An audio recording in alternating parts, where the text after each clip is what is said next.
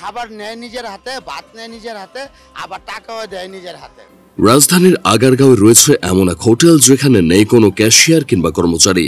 এখানে কাস্টমাররা এসে নিজ হাতে প্লেট তুলে নেন এবং টেবিলের ওপর সাজিয়ে রাখা ভাত, মাছ, মাংস, ডিম ও সবজি থেকে বেছে নেন নিজেদের পছন্দের আইটেম। এখানে খাওয়ার কোনো লিমিট নেই, যে যত খুশি খেতে পারেন। দিন শেষে পেট পুরে খেয়ে একটি প্লাস্টিকের বয়মে নিজেই হিসাব করে টাকা রেখে যান কাস্টমাররা।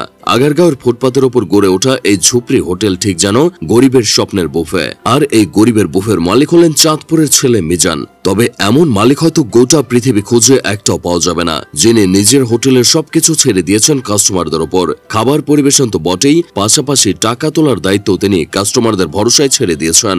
কাস্টমারদের মধ্যে কে কোন তরকারি নিল, কতটুকু নিল কিংবা কত টাকা দিল তা মিজান কখনোই দেখেন না। তার একটাই বিশ্বাস, যদি কেউ তাকে ফাঁকি দেয় তাহলে সে আল্লাহর কাছে জবাব দিবে। কেউ যদি টাকা না দিয়ে চলেও যায় তাহলে হয়তো মুনাফায় সামান্য ঘাটতি পড়বে, তবে তাতে তার কিছু যায় আসে না বলে জানিয়েছেন মিজান। অর্থাৎ একমাত্র সৃষ্টিকর্তার উপর ভরসা করেই নিজের কর্মচারী বিহীন হোটেল চালিয়ে যাচ্ছেন গরিবের বুফের এই স্বপ্নদ্রষ্টা। মিজানের হোটেলে প্রতিদিন নানা পদের আইটেম চোখে পড়ে। ভাতের সাথে ডিম, মুরগি, গরু, সবজি ও ডাল প্রতিদিনই থাকে। সেই সাথে মাঝে মাঝে বিভিন্ন ধরনের মাছের আইটেমও দেখা যায় তার এই হোটেলে। সবগুলো আইটেমই মিজান একা তৈরি করেন হোটেলের একপাশে অবস্থিত একটি মাটির চুলায়। তার খাবার রান্নার পদ্ধতি একদিকে যেমন পরিষ্কার পরিচ্ছন্ন, পাশাপাশি রান্নার হাতও ভীষণ ভালো। স্বাদ ও মানের তুলনায় খাবারের দাম অনেক কম হওয়ায় প্রতিদিন মিজানের হোটেলে খেতে আসেন নিম্নবিত্ত ও মধ্যবিত্ত শ্রেণীর 300 থেকে 400 মানুষ।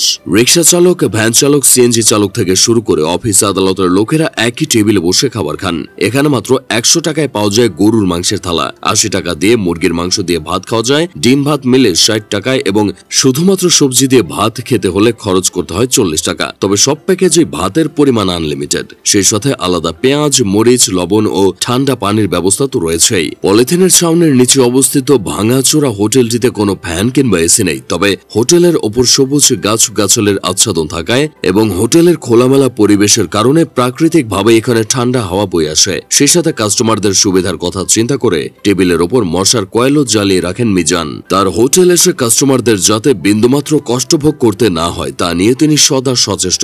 প্রতিদিন সকাল 7টা থেকে রাত 12টা কিংবা 1টা পর্যন্ত নিজের স্বপ্নের হোটেলে একাই খাটেন চাঁদপুরের এই দরিদ্র উদ্যোক্তা। দিন শেষে তিনি নিজেও জানেন যে এত খাটাখাটনির পরও তিনি তার প্রাপ্য টাকাটা পান না। 100 জনের মধ্যে 80 জন হয়তো নিজ দায়িত্বে টাকা দেয়, বাকি 20 জনই বিনা পয়সায় খেয়ে দিয়ে চলে যায়। তবে তাতে মিজানের কোনো আফসোস নেই। দিন শেষে নিজের পরিশ্রমের হাতিয়া হিসেবে 800 কিংবা 1000 যাই হাতে পান তাতেই তিনি খুশি। বর্তমানে আগারগাঁওয়ে ফুটপাতের ওপর অবস্থিত তার এই গরিবের বুফেটি যেন দরিদ্র ও খেটে খাওয়া মানুষের দোবেলা পেট পুরে খাওয়ার এক চমৎকার অবলম্বন হয়ে উঠেছে।